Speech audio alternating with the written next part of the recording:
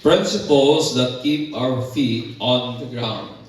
Kani ba mga prinsipyo ba nga mutabang nato nga kining atong tiil magpabilin nga naha sa yuta. In the book of Isaiah 10, 12 to 16, mo ning ingon sa pulong sa Ginoo. So it will be that when the Lord has completed all his work on Mount Zion and on Jerusalem, he will say, I will punish the fruit of the arrogant heart of the king of Assyria and the pomp of his haughtiness. For he has said, by the power of my hand, and by my wisdom I did this, for I have understanding, and I removed the boundaries of the people, and plundered their treasures, and like a mighty man I wrote down their inhabitants. And my hand reached to the riches of the people like a nest. And as one gather abundant eggs, I gathered all the earth. And there was not one that flapped its wings, or opened its beak, or chirped. Is the ox to boast itself over the one who chops with it? Is the sow to exalt itself over the one who wields it?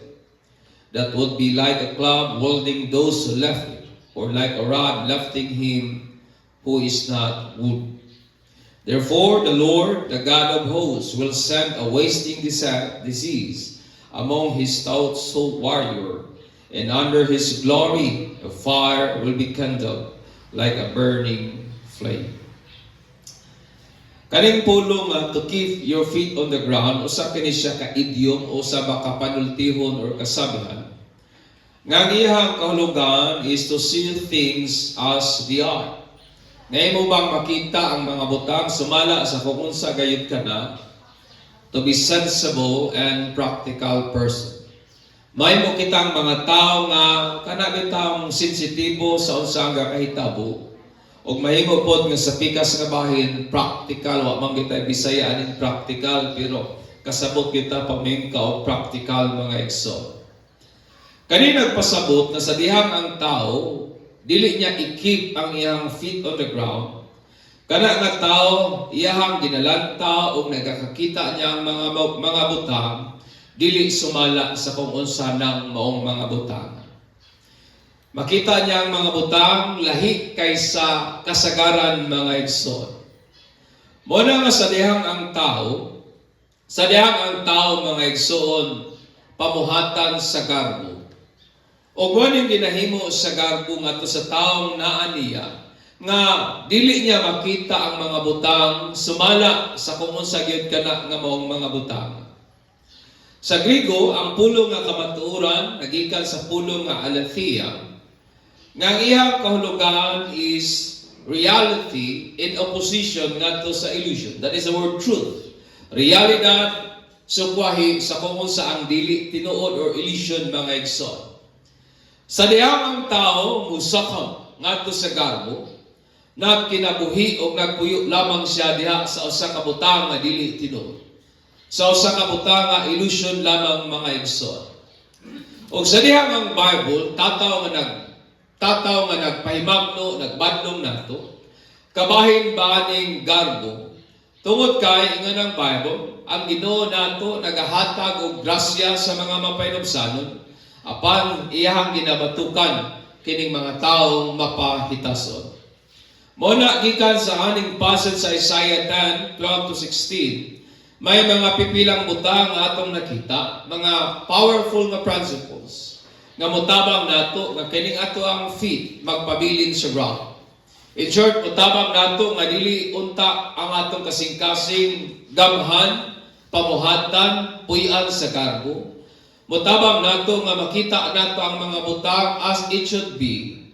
Nga dili ta mahimong magkinabuhi diha sa ilusyon, kundi diha gyud sa realidad mga igsoon. Una nga punto mao kini. Nga ang ato ang Ginoo na sayod gayud, nga kita rather, mga instrumento lamang kita to serve the purpose of God. We are God's instrument to serve His purpose. That is in verse 12 down to 14. Ang Assyria mga igsoon, kung inyong masayran mo ni ang kingdom nga nagtangker sa Judah, sumala sa prophecy po ni Prophet nga Isaiah. So ang Assyria was once the most powerful nation of the world. Kung sa atong panahon karon mura sila og US, mura sila Russia nga gamhanan kayo nga nasud ba. Gikadlukan sa daghan nga kanasuran tungod sa ilahang kanang military nga panggahom, tungod sa ilahang mga arsenal, tungod sa ilahang mga army, mga igsoon. O ang Assyria ilahang nabatunan ang ilahang pinasahit yun nga leader, pinasahit nga king, Jephthah, clever, pero sa pikas nga bahin extravagant, kanang waldas nga king, in the person of King Sennacherib. Kailan ba mong Sennacherib? Mo ni siya ang king nga nagconquer sa Judah mga igsoon. Iyahang gisulong ang kingdom sa Judah o gani ka panahon ang Judah ilalom sa kingship ni King Hezekiah. O kanina hitabo tungod kay si King Hezekiah mibatok batok sa pangagamhanan sa Assyria. O nakighimo siya og coalition sa kingdom sa Egypt.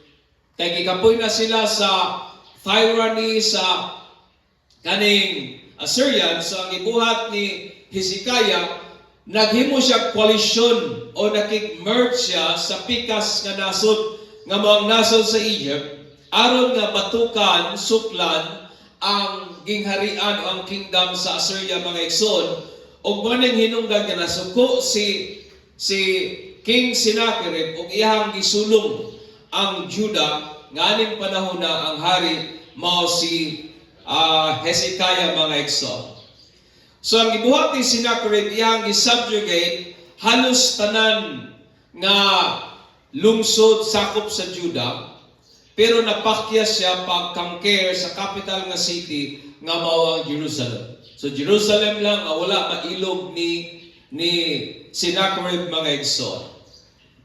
So gikan sa annals ni Sennacherib o record sa king sa ilahang achievement during their days nga nakaroon sa British Museum nag-ingon, as to Hezekiah the Jew, he did not submit to my yoke. I laid siege for 46 of his strong cities, walled fort and to the countless small village and their vicinity. So daghan siya ipang ilog ng mga lugar nga iya sa Judah. And conquered them by means of well-stamped earth. Giilog ni Sennacherib pinagi lang sa pagpile og mga earth aron nga dungawan niya ang kanang mga tao nga iyahang i-conquer mga igsoon.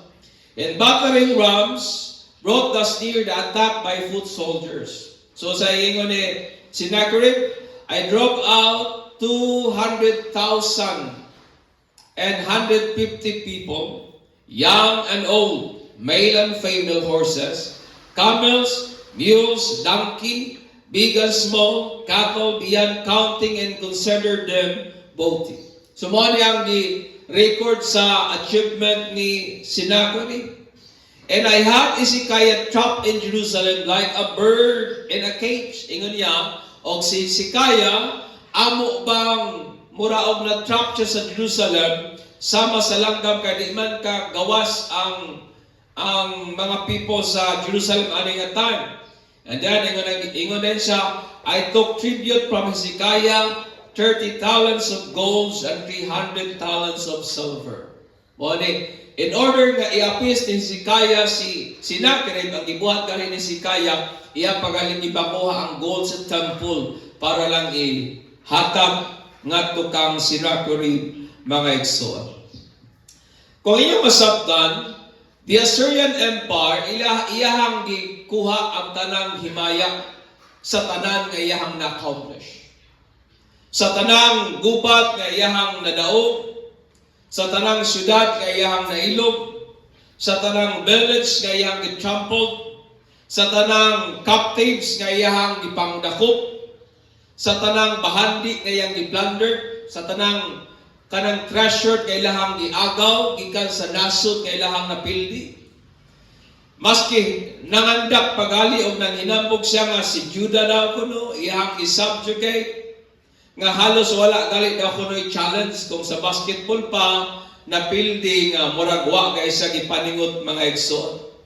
O gihang ikumpara ang pagkuha sa mahandi sa Judah ingon pa niya daw sama lang daw kuno siya sa tao nga nagkuha og itlog sa salang nga wala gali daw kunoy inayan o wa kay daw kunoy langgam nga may tingog lang gamay o mihimo og resistance mga igsoon. Ingon ni Sinakrit ing anak kasayon ang iyahang pag-atake pagkuha sa wealth sa Judah mga igsoon.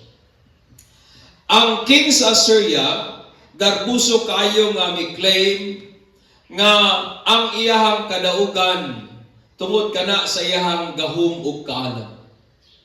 Garbuso kanya gipanghinambok ang iyang accomplishment, ang iyahang nahimo, ang mga nasod ngayang napili, ug mingon siya sa iyang kaugalingon tungod kana sa akong gahom ug tungod kana sa ako ang kaalam. Pero ang kamatuoran luyo sa kadaugan, luyo sa great accomplishment sa Assyria mga igsoon is ang Dios sa Israel. Ang Dios sa Israel nga mo nag-raise sa Assyrian kingdom into power aron nga pangalagaran ang katuyuan sa Dios. Ingon nga sila gamit, ingon nga sila tools, ingon nga sila instrument lamang nga iya sa Dios. Og mao kini ang purpose sa Ginoo nganong iyang gi-raise ang kingdom sa Assyria. In Isaiah 10:5-7, the Bible said, "What sorrow awaits Assyria, the wrath of my anger, I use it as a club to express my anger." Ingon pa ang Ginoo kining Assyrian nga kingdom, gamit ko lamang kani. Gamit ko lamang kani aron nga akong i-expressar ang akong kasuko. O ang Assyrian kingdom mo'y gigamit sa Ginoo sa paghukom sa nasod sa Judah mga igsoon. Nakuha ba ninyo? Amen. Ang Assyria, my friend, was used by God aron nga i-execute ang judgment sa Ginoo ngadto sa nasod sa Judah tungod sa ilang hilabihan nga pagpakasala, tungod sa ilang tumang pagkadautan o sa ilang kasing-kasing nga dili mahinulsulon mga igsoon. Pero sa pikas nga bahin ng Assyria, dili pod mo go unpunished, pero pagasilutan sila sa Ginoo tungod sa ilahang pagka-arrogante o pagkagarbuso. That's why ingon ang Ginoo, human ako mahimo ang akong trabaho sa sayon o sa Judah. Ingon ang Ginoo, ako pong silutan kining nasod sa Assyria tungod sa iyahang pagkahambugiro, tungod sa iyang pagkamapahitason mga igsoon. Amen. Tungod kay ang Ginoo nato, kaya niyang mogamit maski sibisan kinsa para sa iyahang katuyuan. In fear of their lives, balik ta sa kinabuhi sa mga igsoon ni Joseph. In fear of their lives, human nga namatay si Jacob o si Israel ngadto sa land sa Egypt.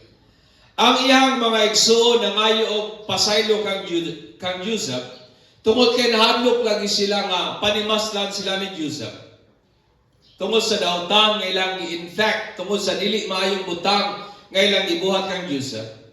Pero ang tubag ni Joseph uban ang profound nga pagsabot sa katuyuan sa Ginoo, mo ni ang tubag ni Joseph in Genesis 5:50-20.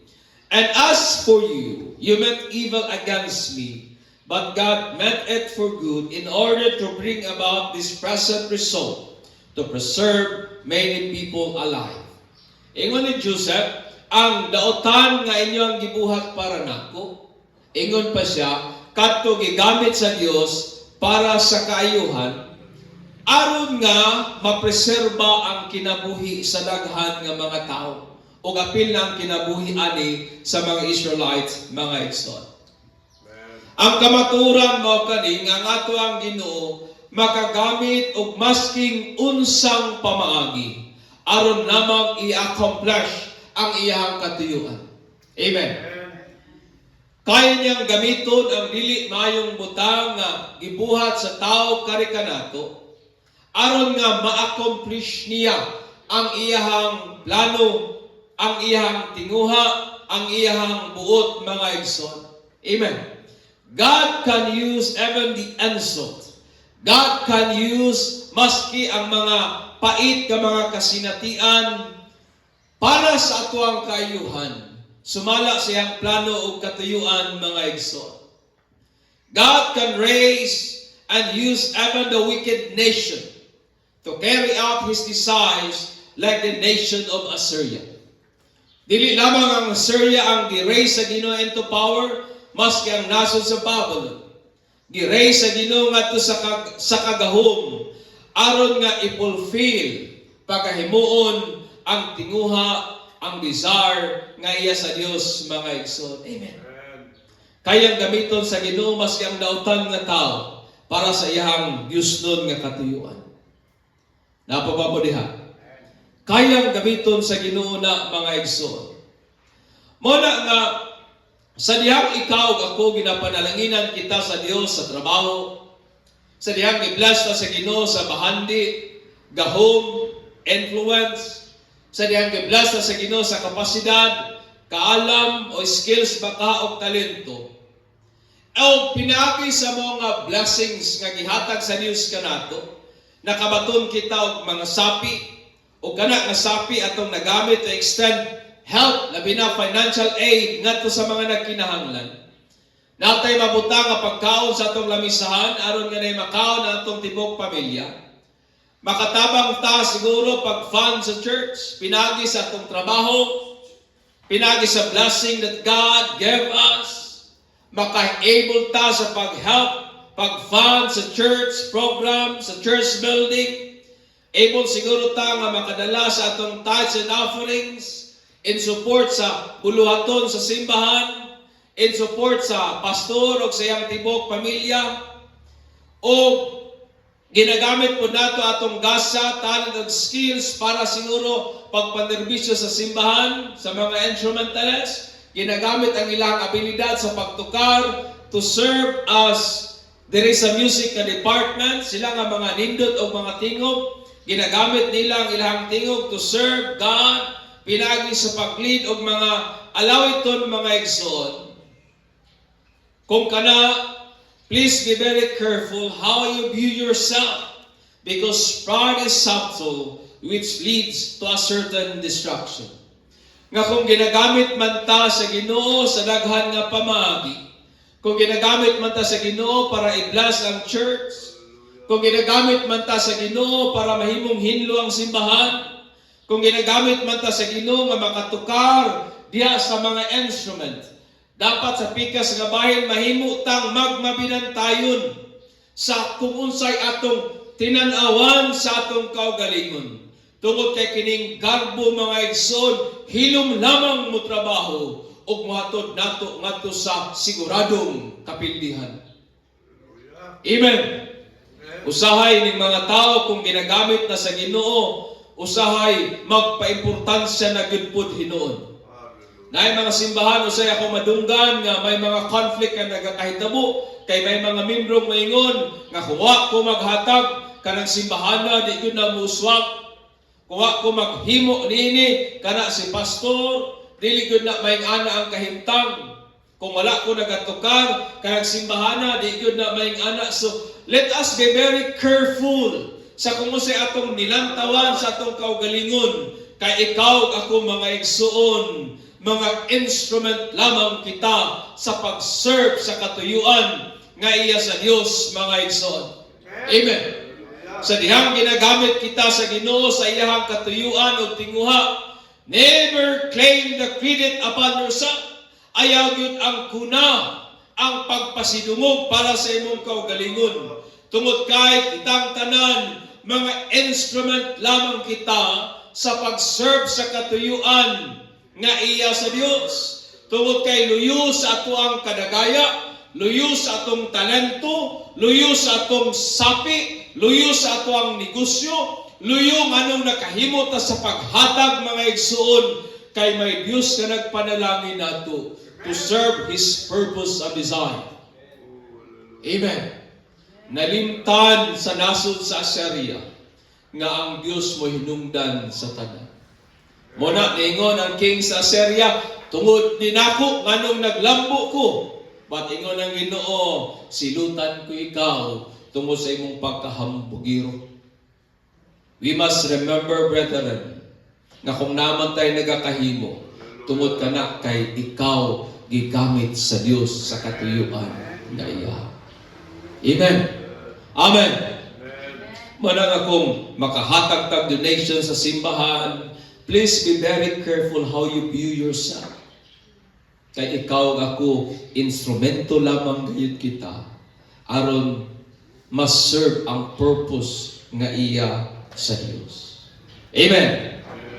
Ikaw ako, una nga punto, ikaw ako mga instrumento lamang to serve the purpose of God. Hallelujah. Pagpakan nato ang Ginoo niya. Ikaduha, know to give glory to God for using us to serve His purpose. Kat-unigyod nga ihatag sa Ginoo ang pagpasidungog ug ang kahimayaan sa paggamit niya nato sa katuyuan nga iya. That is in verse 15. That's why nga ang Bible. Ang acts ba daw kuno makapanghinambog ba sa iyang kaugalingon? Labaw sa nagamit niya. Ang gabas ba, pwede ba niyang ipanghinambog ang iyang kaugalingon? Labaw kaysa nagamit niya. Ang Ginoo nato, my friend, can use anything to serve His purpose. I want you to understand that. Ang Ginoo makagamit maski unsa nga pamaagi aron mas serve ang iyang katuyuan. God used Egypt to feed His people and give them a land until such time God brought them out into the promised land. Di ba? Ang Ginoo gigamit yang nasod sa Ehipto aron nga dito musanay ang iyang mga katawhan, matagaan sila saktong pagkaon hangtod sa saktong panahon nga sila pagatawgon sa Dios gikan sa maong lugar ngadto sa dapit nga gisaad sa Ginoo. Sa dihang si Elijah nidagan para sa iyang kinabuhi out of exhaustion kay gikapoy naman gyud pag-ayo si Elijah, and the Bible said nidagan siya, if I'm not mistaken, 40 days and 40 nights. He ran. Nidagan siya dito sa usa ka kuweba, nitago siya. O ingon siya, Lord, patya na lang ko. Ingon siya sa Ginoo, paghilom na Elijah, nidagan gali ka sa usa ka babae, karon gusto na inom ka nga patyon ta ka. Pero sa mao nga sitwasyon, gigamit sa Ginoo ang uwak aron i-sustain si Elijah. Amen. Mas yang uwak kayang gamiton sa Ginoo, mga igsoon. Sa dihang si Jonah midagan gikan sa katuyuan ug plano sa Dios. Gilabay siya ngadto sa grabe kasuko nga dagat nga balod pating dagkuha.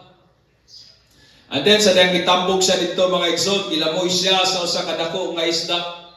O giluwa siya ngadto sa baybayon sa Nineveh, where God commanded him to go and preach. Nakuha niyo ang idea? Nisupak si Jonah sa Ginoo, pero gigamit sa Ginoo ang balod, gigamit sa Ginoo ang bagyo, gigamit sa Ginoo ang dakong isda para nga dalon si Jonah ngadto sa dapit kung asa siya gisugo sa Dios. O dito dayon sa Nineveh nagwali si Jonah for 40 days. Ingon niya, nubo na kay wali ni Jonah, ingon niya, 40 days from now, Nineveh will be destroyed. Nito ang mga tao na ginulsos sila o gi-spare sa Ginoo ang Nineveh, mga igsoon. Ang nation sa Assyria was raised to power and used by God as tool to express His anger toward Judah. But Assyria took all the glory to himself. Ang uwak, wa niya ang kuna ang himaya. Ang isda, wa niya ang kuna ang himaya. Wa ang kuna sa Egypt, ang himaya nga napakaon niya ang Israelites sunod sa 300 katuig kapin. 300 o 400 ba? 400. Di na kayo ano-ano. Wa sila manghinambog yan. Pero ang Assyrian nga kingdom, ihang giangkon ang tanang himaya sa iyahang kaugalingon. Whenever God uses us, brethren, to serve His purpose, we must be very careful not to take the glory for what God does to us, for He will not share His glory with another. Nga kung ikaw ba gigamit sa Ginoo aron mapangalagaran ang iyang katuyuan, dapat kung unsa man ang gihimo sa Dios sa simbahan pinaagi nimo. Nga kung ikaw ang hinungdan nganong naay makaon mi nga mga alagad sa Ginoo, nga kung tungod sa imong pagkamanggihatagon nakaprocure ta og mga instrument, tungod sa imong pagkakugihan o pagkamanggihatagon na panindot kato ang simbahan, nga kung ang Dios may gihimo ani nga simbahan tungod nimo, kinahanglan nga magmabinantayon kita nga dili nato ang kunon ang himaya.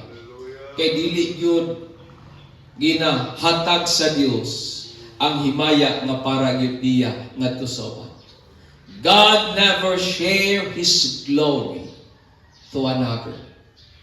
Mo na ingon ang Ginoo in Isaiah 42:8. I am the Lord, that is my name. I will not give my glory to another, nor my praise to graven image. And even with our good works, the glory should be ngadto sa Ginoo. Mas gigali sa atong mga maayong binuhatan, nga usahay kining mga tao maka-appreciate tungod sa atong pagkabuutan, maka-appreciate tungod sa ato ang pagkamanggihatagon, maka-appreciate tungod sa ato ang maayong pagpadagan siguro sa atong panimalay, pero dili dato dapat ang kuno ang himaya. Kay ingon ang Bible in Matthew 5:16, let your light shine before men, such a way that they may see your good works and glorify your Father who is in heaven. Nga sa atong mayong binuhatan, kung dayigon man ta sa tao, ang Dios Amahan mo gyud atong pasidunggan. Amen. Amen. Na dili nato ang kunon ang himaya para nato, because God never share His glory to another. Ang atsa bisan pag-unsa kahait mga igsoon, it is useless without the hand nga mogamit niya. Di ba tinuod? Bisan pag-unsa kahait ng imong atsa, bisan pag-unsa kahait ng imong kutsilyo, bisan pag-unsa kahait ng imong binangon, wa gyud nay pulos kung way kamot mogamit niya. Bisan pag-unsa kahait ang imong gabas, wa gyud nay pulos kung walay kamot mogamit niya. A fool, my friend, will never glory to himself, because it is useless without the one who wills it. Bisan pag-unsa ka maayo ang gamit, bisan pag-unsa ka maayo ang tools, pero dili gyud niya dapat ang kuno ng himaya, kay wa gyud siya pulos kung way kamot nga mogamit niya. Maumanpod kita. Bisan unsa ta katalento, bisan pag unsa ta kasapian, bisan pag unsa ta kamanggialamon, without God who used us for His glory, we are useless, brethren. Amen. Amen. Mo na nga kung ginagamit ta sa Ginoo, ibalik yun ang kahimayaan sa Diyos. Amen. Amen. Kung ginabless ta sa Ginoo para i-bless ang simbahan, ibalik yun ang himaya sa Ginoo. Kung natay trabaho, mo na nga makapakaon ta sa atong pamilya, ayaw yung buy-buya imong pamilya kay kusog mangaon. Ginabless ra gyud ka sa Ginoo para namoy makaon. Amen. Mana nga dili kita dapat maghuna-huna nga tungod ni nato, it is because of God who bless us, brethren. Iuli gyud ang kadungkanan ngadto sa Ginoo kaysa gyud ang labaw sa Kanya. Kay instrumento lamang kita nga ginagamit sa Ginoo to serve His purpose. Hallelujah. O katapusan o ikatulo, know that God can humble the proud. Ibaluin nga kayang ipaubos sa Ginoo kining mga hambugiro. In 16, ingon ang Bible, therefore the Lord, the God of hosts, will send a wasting disease among his stout warriors.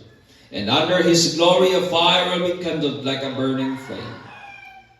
Ingon ang Ginoo, I will punish the fruit of the arrogant heart of the king of Assyria and the pomp of his haughtiness.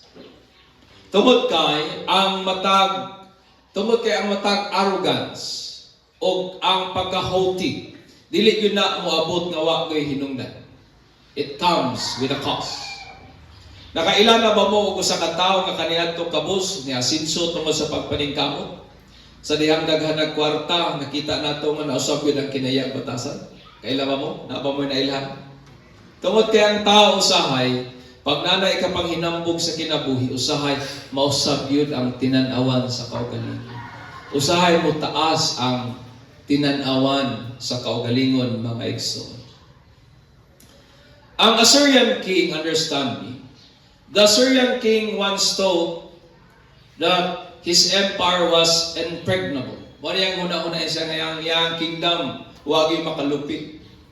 Usa ka fortress nga wag yung makapildi ba? Imposibleng mabuntog. And his power is invincible because of its military prowess.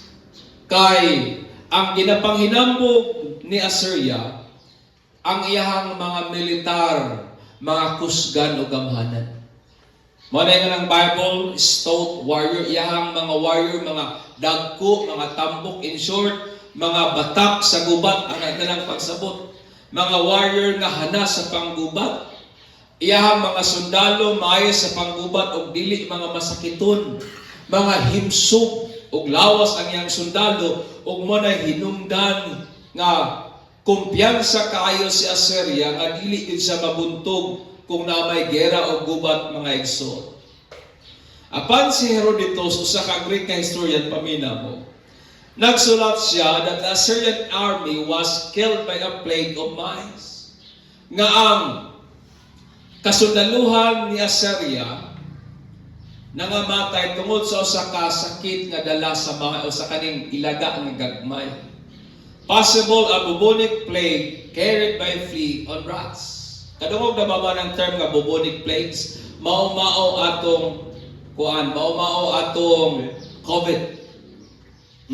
Pero ang bubonic plague, pangtubuan lang sila o mga bukol-bukol bisag asa. Then labing hilanat hangtod pangamatay, mga igsoon. So, tanawan niya ang katawanan. Kaning bubonic plague o kaning maong sakita, ang kadala dili yun ang ilaga, kundi ang pulgas nga naa sa ilaga. Pulgas nga naa sa ilaga. Nga sa diha makapaak sa tao, so matransmit ang maong virus, so ang maong tao makabaton og maong sakita, mga igsoon. Ang ato ang Ginoo sa talagsaon nga pamagi, iyang gibuntog ang pangagamhanan o ang kasundaluhan sa Assyria, nga mo'y hinungdan sa decline sa Assyrian Empire as world power. Sa dihang nangapildi, nangasakit ang iyang kasundaluhan, nangamatay daghan ng mga kasundaluhan, dito nagsugod-sugod o kahugmak ang pagkagamhanan sa Assyrian Empire. Ang sundalo nga garbuso kayo sa Assyria nga gipanghinambog, gipukan lamang sa Ginoo, pinagi sa pulgas. Makuha ba yung idea? Nakuha ba ninyo? A once great empire, God humbled it with a flea. Ang usa ka nasod kay gikahadlukan sa kadaghanan, pulgas lagi gamit sa Ginoo, pagpukan. Because God can humble the proud. Kayang ipaubos sa Ginoo ang mga hambugin. Amen. Hallelujah. Pagpaka na to si Lord niya. It has been said that behind every man's success is a woman. Kadungog naman taani. Naluyo daw kuno sa kalampusan sa mga lalaki, babae.